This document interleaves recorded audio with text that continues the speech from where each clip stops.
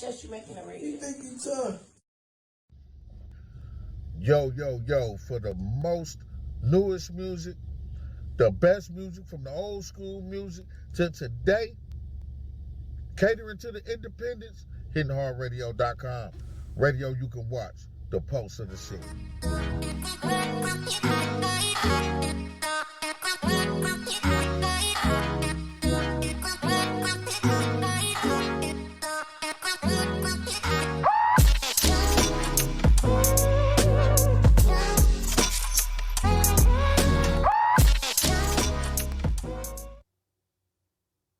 What you doing still in bed, man? Yo, you need to punch in for that Morning Shift MKE with Sayer right here on hittinghardradio.com exclusively from 10 to 2 p.m. Check it out, man. You're missing out. Yeah, we had some technical difficulties that had to get working out, man. Had to figure it out some kind of way. Get on the phone with tech support, all that stuff, and now I believe we got it in order, man, and we can get y'all a good hour right quick before the munchie mixes. Because I did have some videos with some information, things that's been going on. They not in the order in which I had them at first, but I have recovered them all. So let's get into them right quick and get this news you can use. Let's go, y'all. hittinghardradio.com. Even as the shock of the tragedy in Texas was setting in, already there were calls for action, some of them not what you might expect. Increased army of staff, teachers, and as well an increased police presence. I think that's really where the solution is. Thomas Leager with the state gun rights organization Wisconsin Gun Owners, Inc. says the most practical solution is allowing trained teachers to carry in the classroom. Having them on school property to defend the children, I think. Yeah, they visiting that conversation again, y'all, about having teachers with guns. It's going to at least take a few minutes for them to get there. Leager says even worse than barring teachers from carrying firearms is promoting it with gun-free school zones like those in Wisconsin. It's essentially advertising that we have children here and they are unguarded. But at this anti-gun violence rally at Wick Field, organized by the MPS Teachers Union, the idea of arming teachers misfired. I mean, would you advocate for allowing teachers to be armed in the classroom? Absolutely not. Why not? It's absolutely unsafe. It is not a sound road to go down in any way. Educators cannot and should never be armed in their classrooms or schools. And if there were about efforts even this year class? to allow loaded guns on school grounds, where does that stand? Right, Patrick. I mean, we all pretty much know it's more than likely some guns in there anyway, but how y'all feel about that? This conversation happened a while ago. They brought this idea up a while ago about having guns, letting the teachers be armed. I think they even had stories where some not good reports of when they did have them type of situations. But what y'all think about that? What y'all think if MPS was allowed teachers to carry firearms, to open carry in the school? What you think about that? Would that make you feel like your child was safer, or no? What would you think? Let me know. 414-502-9447 with your thoughts, comments, and reactions to the news you can use. Legislature did pass a provision allowing concealed carry permit holders to have firearms on school grounds, but Governor Evers vetoed it just last month, saying, quote, "This could only further endanger our kids and make our schools less safe." Nick Bohr reporting live tonight.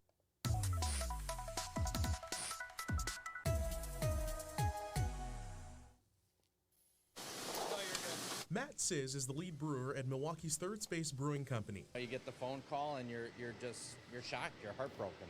Last fall, his niece was killed by an ex-boyfriend. She was just such a loving person. She was there, willing to help anyone and everyone she could. Now he's trying to help everyone he can by raising awareness about domestic violence. The beer's called 1 in 4. A new specialty beer launching in October with proceeds benefiting Milwaukee's Sojourner Truth House. The organization provides domestic violence resources. Hey, that's kind of, I don't know, that's kind of humorous a little bit. It's a good cause, though. I like what he's doing, but the fact that drinking is one of the causes to domestic violence, it just make that kind of funny, like that. interventions in Wisconsin. There's a staggering statistic out there that 1 in 4 women will experience domestic violence at some point in their lifetime. While the campaign was birthed here at Third Space in Milwaukee, the local recipe is being shared nationwide, really with the hopes of other breweries catching on and joining in on the initiative ahead of Domestic Violence Awareness Month later this fall. It's free for anyone to use as long as they commit to helping with the cause and donating a portion of their proceeds to a nonprofit that's helping with domestic violence awareness. That's what's up, though. Just ironic. Sizz and Third Space will brew about 60 barrels of the specialty IPA this year, invoking notes of berries, stone fruit, citrus, and hints of the color purple. A universal symbol of domestic violence awareness. Let's talk about it within our communities to really start the conversation. In Milwaukee, I'm Jaron Jordan, WISN 12 News. 1 in 4 beer will officially be in stores in October. Other brewers can join the initiative by signing up at 1in4.beer. We have a link on WISN.com.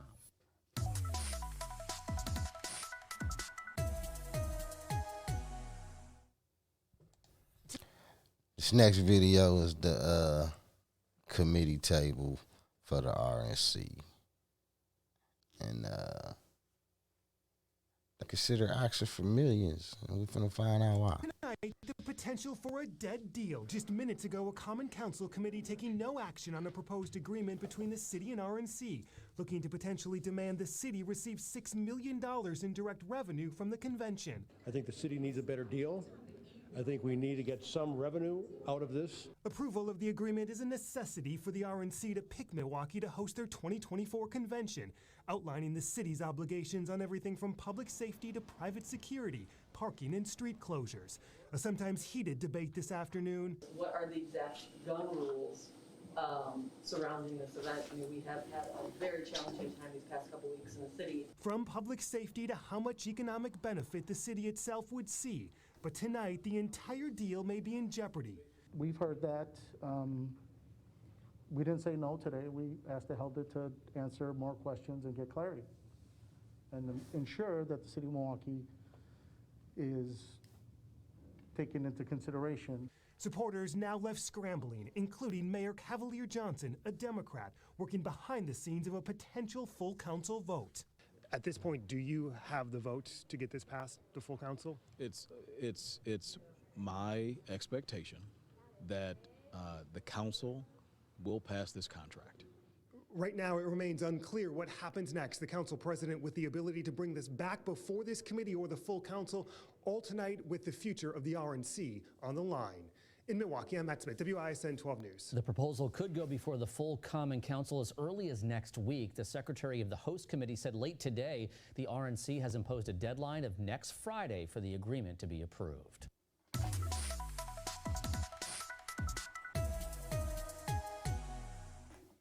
Enough is enough, and so we want to act. Educators against gun violence outside in Milwaukee.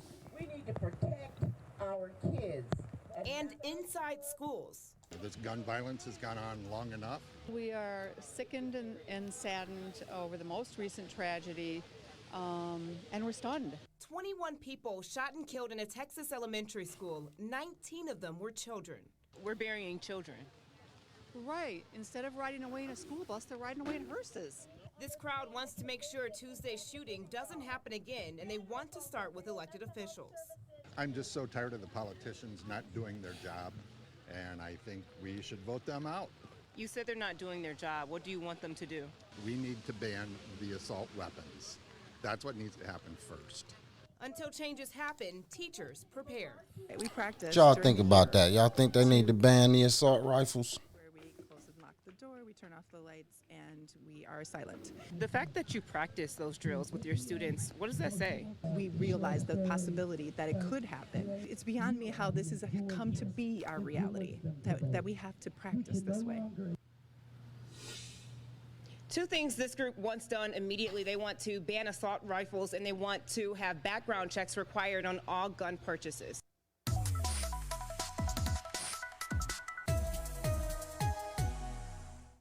We're learning the woman found dead in a vacant lot was 34 weeks pregnant and left wrapped in a blanket. According to a medical examiner's report, a man found Amanda Kiepert's body yesterday near Palmer and Burleigh. Investigators say the body had been wrapped in a blanket with the ends tied like they were used to carry the body. Her family tells 12 News she struggled with addiction and they believe she died from an overdose but need more closure. What do you want to know? I want to know who dumped her and turned yourself in. It's killing our family, especially knowing that we haven't seen her in a couple of years because of this addiction. Keepert had 5 children, due soon with her 6th, a baby girl. Police tell 12 News they're looking for information leading up to the woman's death, and the investigation remains ongoing.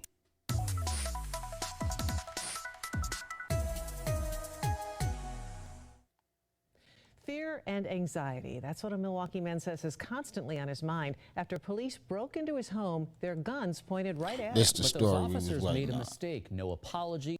This story here, y'all, the police, I guess, don't take much education to be an officer. You don't got to read too well because they read the search warrant wrong and kicked in the wrong door. They kicked in the door across the hall and apprehended the wrong peoples. Check it out. No explanation, only a note for the landlord to account for the physical damage police left. Investigative reporter Derek Rose says the justice the innocent man wants may never come. January 20th, 29th and Atkinson, a 2-story building, the target for a Milwaukee police raid. All I heard was Unit 4, open the door, search warrant. But before Demetrius Jones could get through his door, police broke through it. Stuff just flying everywhere, guns out, and they're pointing in the back of my head like, walk backwards towards us with your hands up and stuff. And yeah, it was pretty scary. Not just scary, embarrassing too. And as you're standing here, your girlfriend's in the other room? No, she was actually behind me because they said everybody come out, and she was naked and with her hands up. Right behind me. So she still hadn't been able to get dressed? Nothing on, and we kind of feel violated, really violated, because we didn't do anything.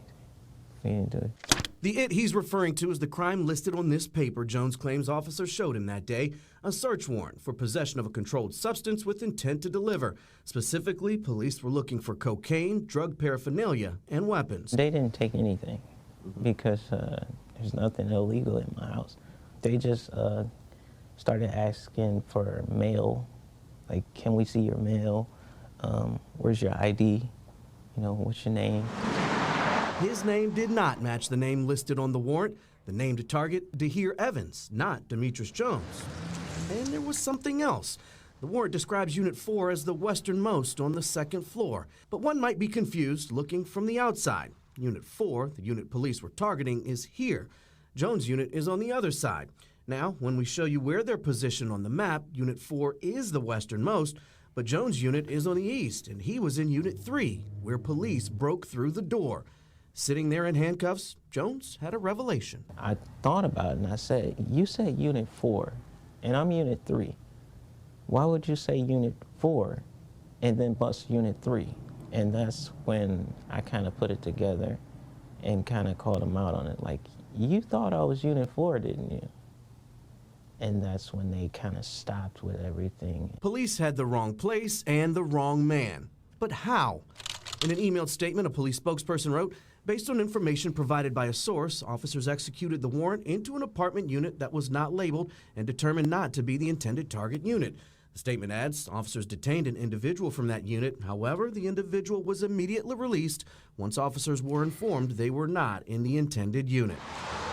The officers admitted their mistake when they asked a court commissioner for this new search warrant the same day, just hours after raiding the wrong place. What do you want to see happen to make sure something like this doesn't happen to you or anybody else? They need to be held accountable. That accountability likely won't come through the courts. Unfortunately, because the police were acting under this warrant, which was granted to them lawfully, there's probably not a whole lot of civil recourse for that citizen. Attorney Dan Adams does not represent Jones, but reviewed both search warrants independently for 12 News. The reason a lawsuit may not be successful is because of something called qualified immunity. Yeah, that's that thing we got to get rid of. So long as the police are acting in good faith, they weren't hiding the ball. That qualified immunity stuff, man, we got to do something about because it's just continuously allowing them to get away with so much. Like, it make it where they can't do no wrong, no error.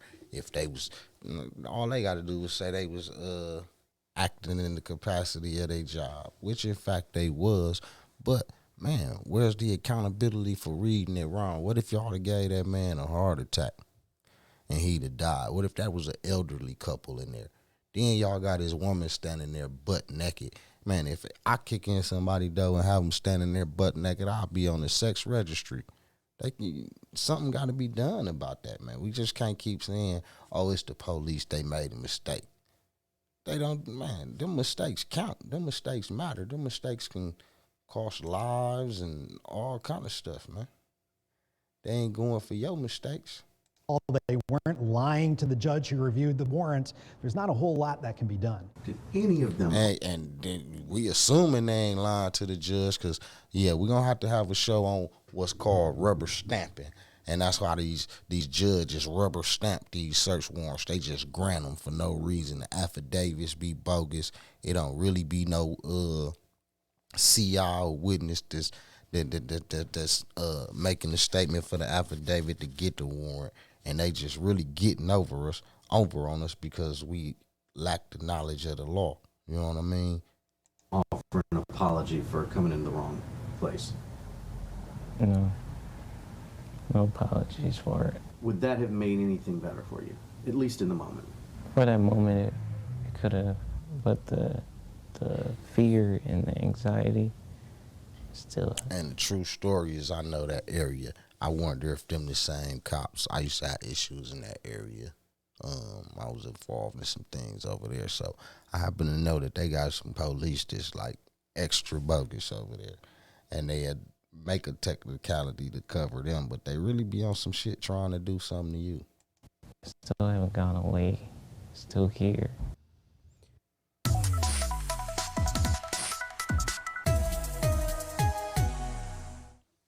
A stunning resignation on the board that oversees elections in the state. In a virtual meeting tonight of the Wisconsin Elections Commission, Republican Dean Knudsen announced he will step down as soon as his successor is appointed.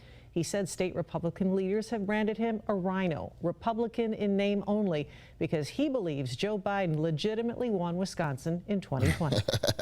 Hey, they got an acronym called Rhino, Republican in name only. He ain't really with us. He a rhino. So if that's the opposite, like Clark was playing like he was a Democrat and he wasn't, what's that, a Dino? Go from a rhino to a Dino? To me, that integrity demands acknowledging the truth, even when the truth is painful. In this case, the painful truth is that President Trump lost the election in 2020, lost the election in Wisconsin in 2020. And the loss was not due to election fraud. Knudsen was eligible to chair the commission, but he says Republican leaders didn't want him in that role. The commission was scheduled to choose a new chair tonight, but now that decision has been beat tabled it, man. You ain't on until our side. You one of them. You got to go. Get on up out of here. We don't want you no more. Right now, we're following breaking news in Kenosha. Police are looking for the suspect in an armed robbery. They're in a neighborhood near 53rd Street and 19th Avenue.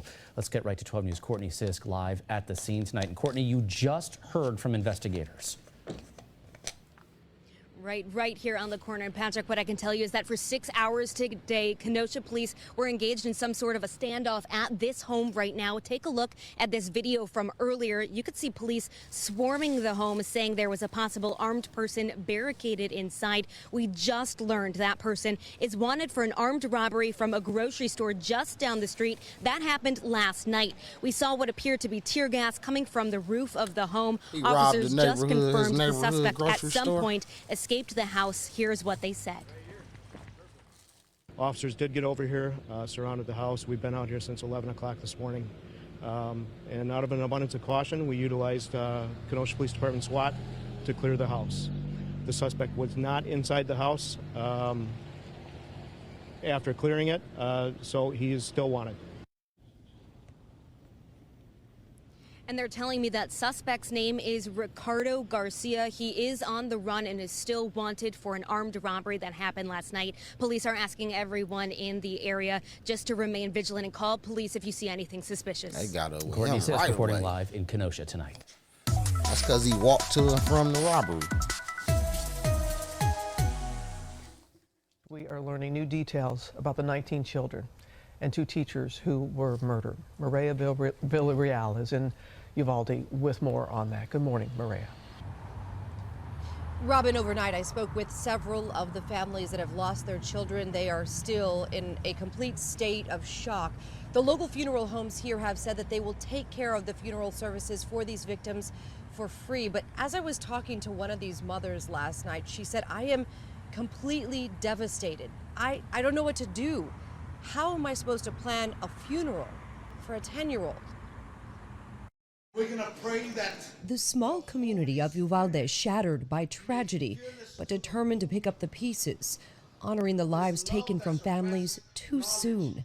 This morning, we're learning more about those innocent souls lost. 10-year-old JC Carmela Luevanos and 11-year-old Jayla Nicole Silguro, cousins. Their family also losing their grandfather earlier this month. Their cousin writing, they were loving baby angels, always had a smile on their face, just full of life. I can't believe this happened to our angels. The grandmother of victim Alicia Ramirez telling our Amy Robach what the days ahead may bring. That's why I'm here to help my son arrange A funeral for a 10-year-old. When we met family members near the scene like Brandon Elrod on Tuesday, desperately looking for his daughter, the worst was feared. We can't find my daughter. ABC News confirming his daughter McKenna Elrod was among the victims. Her Aunt April simply calling the 10-year-old beautiful and that they are devastated. Heroic actions from inside the classroom. Surviving students said one classmate, Amarie Jo Garza, tried to call for help, dialing 911 as shots rang out before the gunman's fire turned to her. Her father speaking to our David Muir. She was the best person that I know, full of life, gone too soon, always smiling, very productive. She was her own self. 4th grade teacher Irma Garcia, a wife, mother, and educator for 23 years, who loved barbecue and listening to music, among those killed. Fellow teacher Eva Mireles killed trying to protect students. A relative telling ABC News Miss Mireles was both an amazing mother and hero. She was just very adventurous and courageous. It's beyond devastating and tragic, and there are no words. And one injured teacher, Arnolfo Reyes, now in stable condition after suffering bullet wounds to his left lung and arm, waking up in the hospital in complete panic mode, asking about the kids. Tragically, his relative and student, Ileana Cruz Torres, among those killed. Their names forever etched in the hearts of this community. Javier James Lopez, Rogelio Torres, Usaya Garcia and cousins Annabel Rodriguez and Jacqueline Jalen Cáceres, both 10 years old, were in the same class together. We've also been following the status of the victims that were taken out of this area, shot by this suspect, and needed extensive care at hospitals in San Antonio. Originally, there were 6 of them taken over there. As of right now, last we checked, only 1 is now put in serious condition. So a bit of good news this morning. Guys? We'll take all the good news we can get, Maria. Thank you so much. Hi everyone, George Stephanopoulos here. Thanks for checking out the ABC News YouTube channel. If you'd like to get more videos, show highlights, and watch live event coverage, click on the right over here to subscribe to our channel, and don't forget to download the ABC News app for breaking news alerts. Thanks for watching. This morning we are learning more about the police's response to the Robb Elementary School shooting scene, the president's plans to visit Uvalde, Texas, the gun used in the deadliest American school shooting since Sandy Hook a decade ago, and the stories of the 19 innocent children and 2 teachers who lost their lives. You were just listening in to the latest update from officials on the ground in Uvalde, Texas. And speaking of, we do want to take you out to a live look. This is what the scene looks like, and we have been touching base with our reporters on the ground who have been covering this story for us since the very beginning. Joining us live as we speak is Madeline Rivera. Madeline, what is the latest?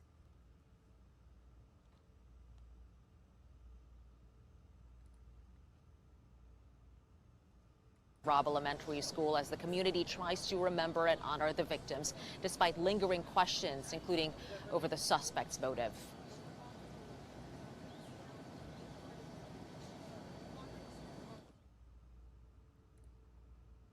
As families plan funerals for their loved ones, heartbroken friends and neighbors gathered in Uvalde for a vigil Wednesday night, remembering some of the youngest victims of the Robb Elementary School shooting, including Alexandria Rubio, who earned the Good Citizen Award and recently made the All-A Honor Roll. Tess Mata, better known as Tessie, who reportedly loved TikTok dance videos. 10-year-old Jace Carmelo Luvanos, who didn't want to go to school on Tuesday. And the fourth-grade teachers, Eva Morales and Irma Garcia, who gave their lives protecting their students. Seeing pictures of those kids, it's just devastating. It's heartbreaking. I know what they were feeling. I know what that teacher was feeling. Meanwhile, as the shooting was happening, witnesses were urging responding officers to charge the school as the 18-year-old gunman was inside killing people in one classroom. The massacre lasting as long as 1 hour before the shooter was killed. As multiple agencies work to find answers, families are mourning the lives cut short. It's just full of love and full of life.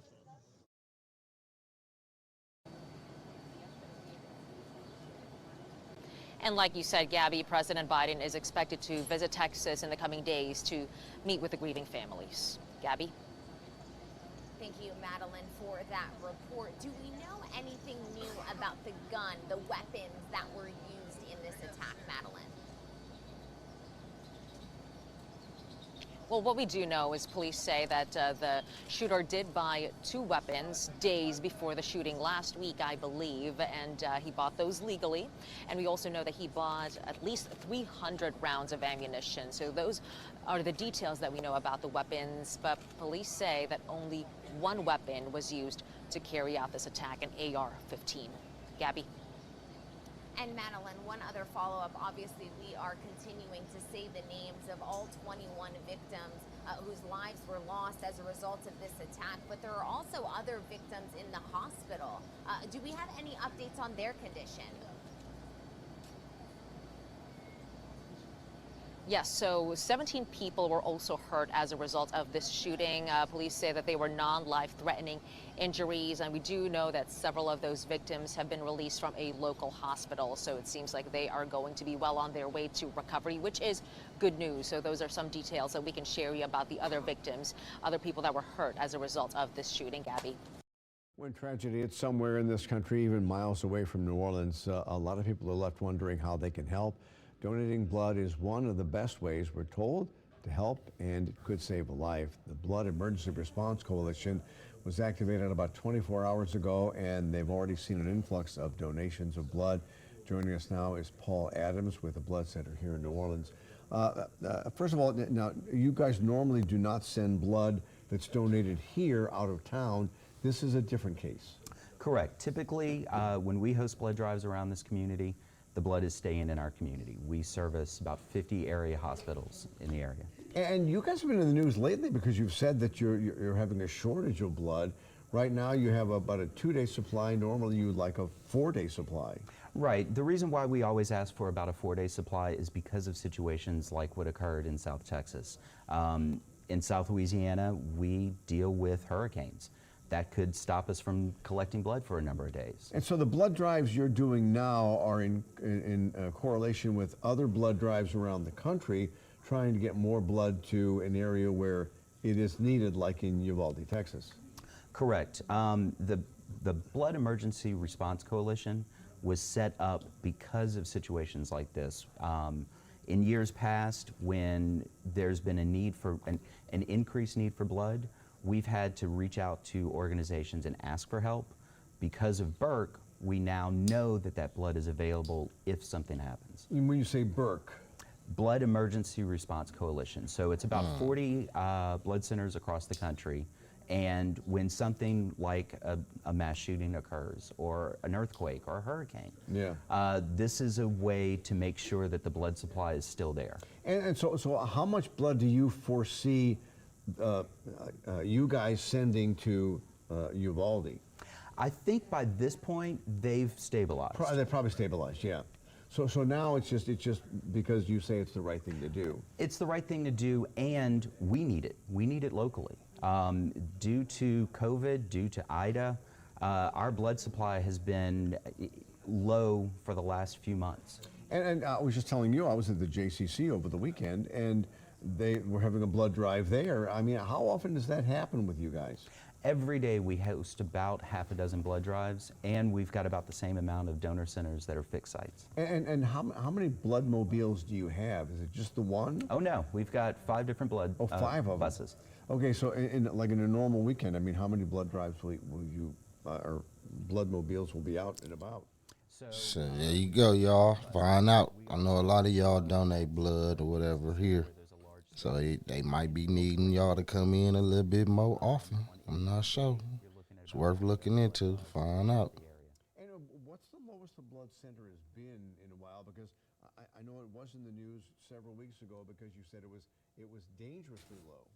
Right. So every day we need to collect about 250 units of blood. At one point in the last couple of months, we were at about 200 units on the shelf. And you guys go through that much blood?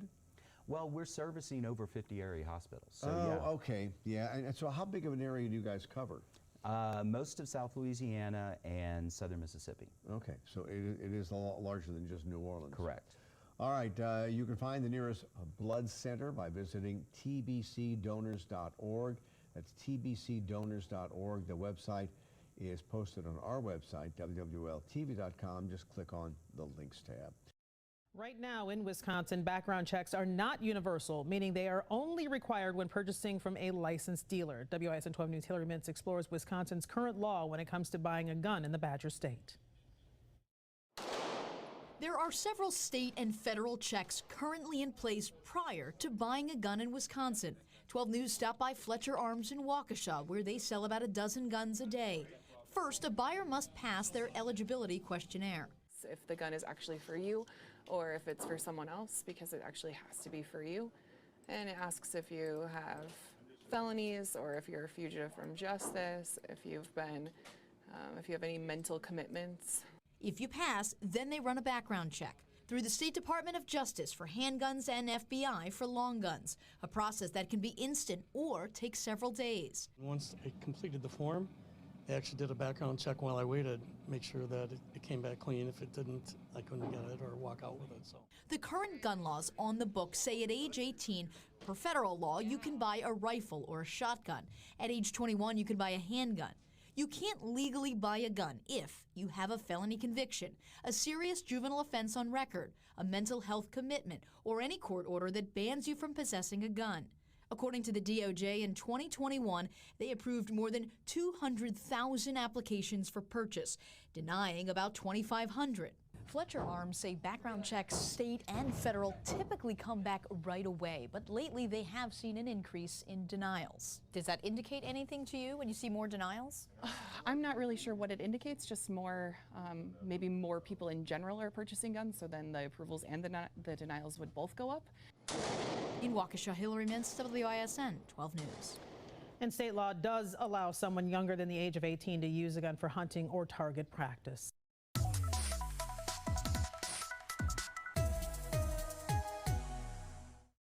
Mass shooting in Texas has several area school districts here on alert. WISN 12 News' Hannah Hilliard explains the steps being taken to keep students safe on these final days of school.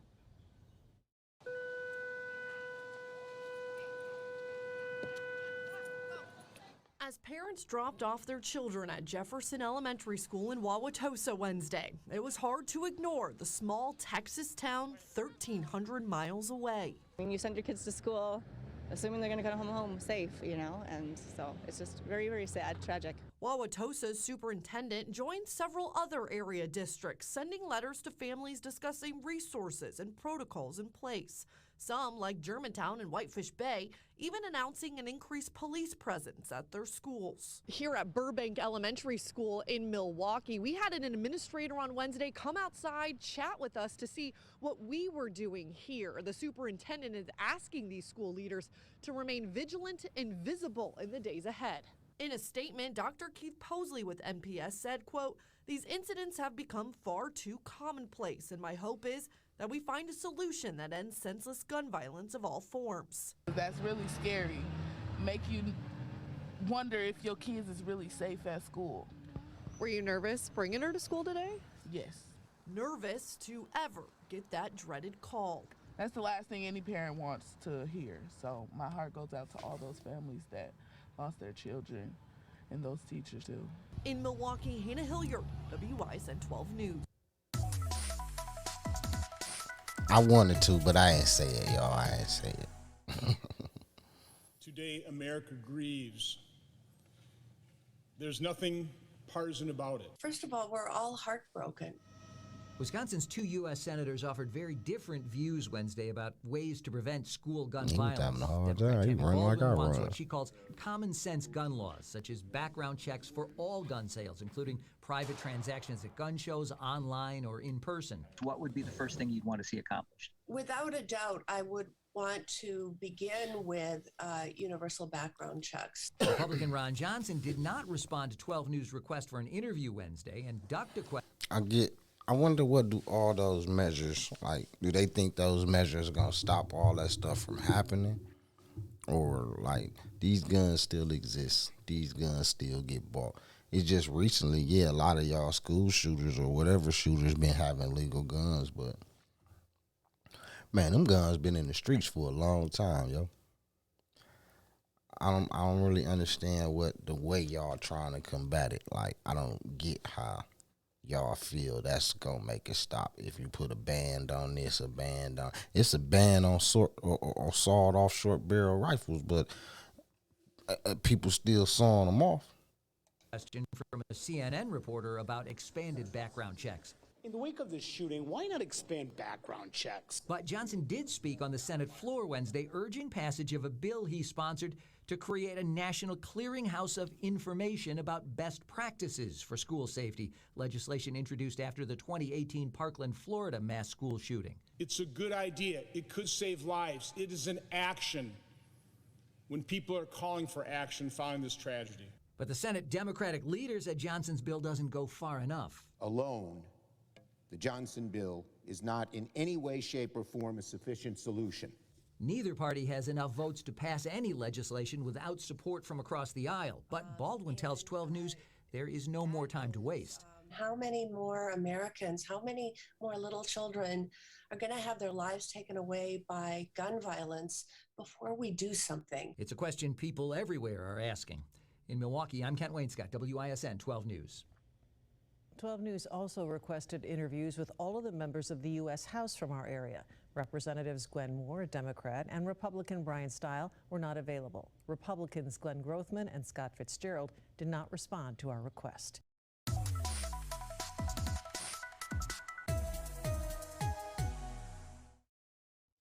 Oh, a second. Hey, y'all, I'm monitoring some other lives right now. And in one of the lives, they just announced that it was a fight. It's a fight going on outside of North Division. So if your kids attend North Division, go check on them. Call. Go pop in if you can or whatnot. And make sure your baby's all right, you know. It could just be a fight and that's it and it's done and over with. But in this climate, you never know. So, yeah, take the time to go check on your babies if they're at North. They're cute, cuddly, and they sell. Until recently, Eileen Whitmarsh sold them in her East Side pet store. However, in May, her first female prairie dog got sick. She would be scraping at her mouth, and I heard her cough, and then she had like little bumps on her.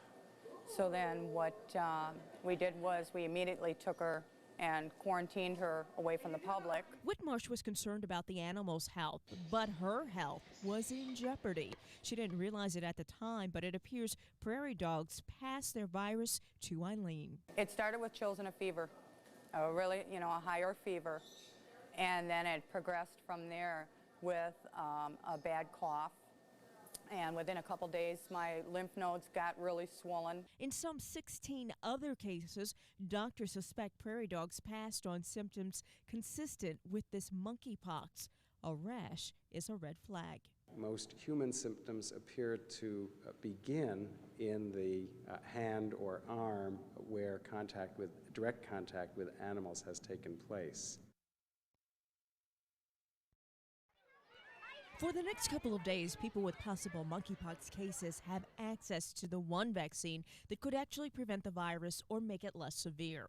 Local clinics are now giving the smallpox vaccine to people who have direct contact with infected people or animals. Those who would be considered for vaccination include people who are household members of those suspect cases. That's just something from the archives, y'all. But that's it for the first, well, we can call that the second hour, really, because we had to do a do-over. So we finna go right into the 12 o'clock hour, get right off into the Munchie Mixes, Pitch Control DJs. We got DJ Tom, DJ Commando, about to bring it to you for an hour uncut, uninterrupted. Remember, you can sponsor these mixes. You can sponsor a show, a segment, anything over here at HitHeartRadio.com. Just hit me up at 414-502-7808, 414-502-7808 for all your advertising needs. But y'all stay tuned, keep it locked. We about to get off into these Munchie Mixes right away at the top of the hour. On Monday,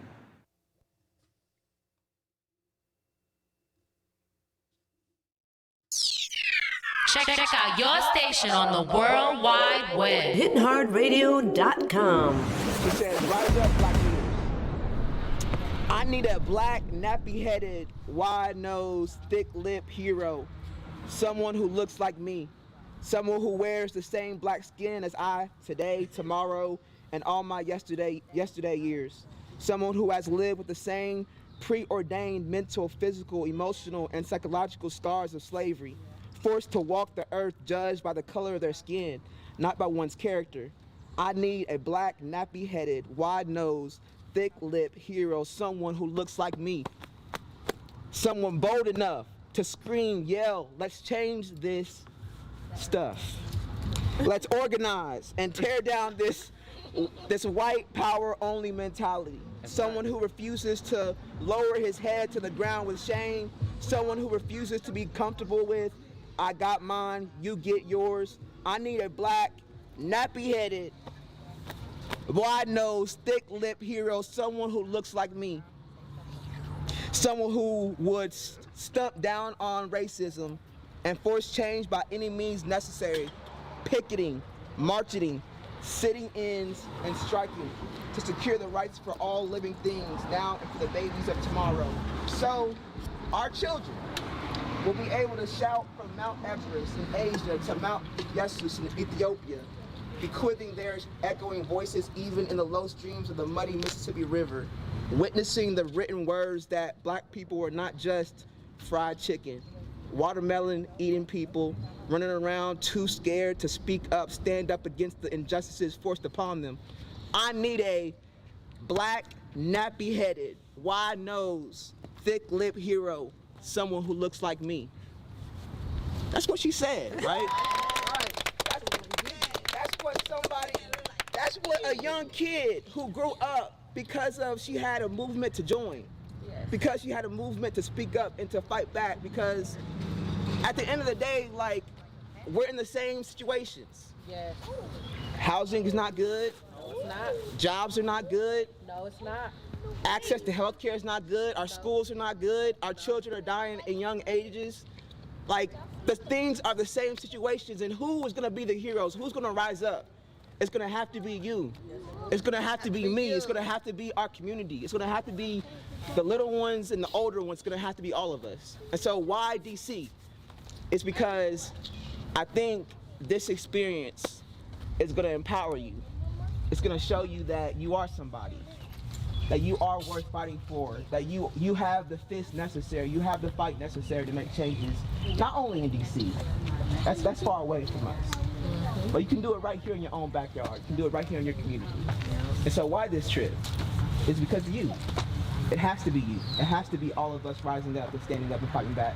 It has to be you writing those poetry and doing the thing. It has to be all of us fighting together, right? We chose this trip for y'all because honestly, When Femi found out that, the Poor People's Campaign was going to be doing this, it was an incentive for his group already, I believe so. Right. And I know his heart was to be able to spread it to the people that it was going to necessarily get to, because that's what his job requires him to do.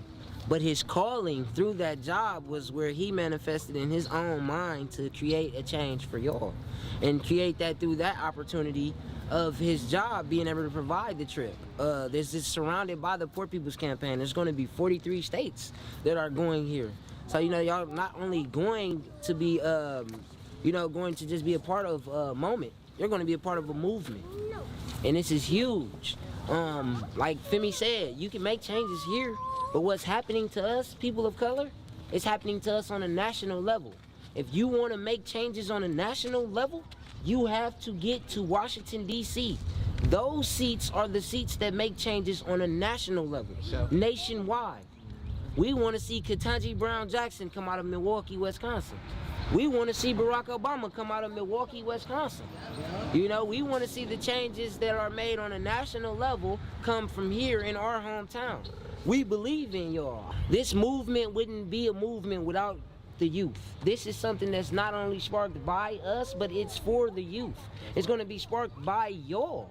This is y'all movement. It's y'all movement. It's not y'all moment, it's y'all movement. So y'all have to be able to capitalize on it and be able to be the best that you can be when you get to DC. Ask all the questions you can ask. Get as much information as you can get. Be as informative, and we'll be as informative as we can. And so why visible youth? Like, why are we calling this visible youth? Because right now Milwaukee's youth are invisible. Right now Milwaukee's youth are dying at in many ways, not like literal death, but like a literal death of boredom, a literal death of lack of investment. Our youth deserve to be visible. They deserve to be out in the spotlight. They deserve to be the leaders. Visible youth! Most thing I'm excited about is just us being able to come together and just help each other and just stand for a movement and just let the community and everybody know that we all is one and that we want to be able to make changes together. I just want to see everything, honestly, and I'm grateful for the opportunity to even go. I'm excited to go to Washington, D.C. because I want to see the sights. I want to make my own trademark. I want to be the next future president. I want to make a change in our lives. I want to make a change for the youth. I want to make a change for the people. I want to go to Washington, D.C. to make a change and have fun. I want to go to Washington, D.C. because I want to be a rights agent. I am a rights agent, and I want to go see other sites. And maybe I'll get to see the other presidents. Want to go see the sites, go see the White House, go see the museums, go see our black people, and see what it's about. I think people get used to the same environment, just sitting in the same environment. I can't get used to it at all. It's too much. It's really too much sadness going on. Like we lose our friends and parents and everything else. So it's like, why sit in the same spot instead of going somewhere and doing something different? I'm Janiyah, aka the Poet J. I'm a poet, I'm an activist. I really want to go to DC. It's a good opportunity. We're going to go to Black Lives Matter Street. I'm really excited for that. And hopefully I will get a chance to showcase my poetry, maybe even do a Martin Luther King speech at the memorial, So I'm just really excited, and we're going to have fun. We need better health care. We need better schools. We need higher paying jobs. I'm looking forward to going to DC because it's going to be a cool opportunity to get to go to a new place, and I actually learned about DC at school. So I'm looking forward to going. Yeah, I think I'm going to go with you going to the museum. Hi, I'm one of Milwaukee's moms who is going to be allowing one of her children to go on the visible Check out your station on the World Wide Web. Please welcome the time.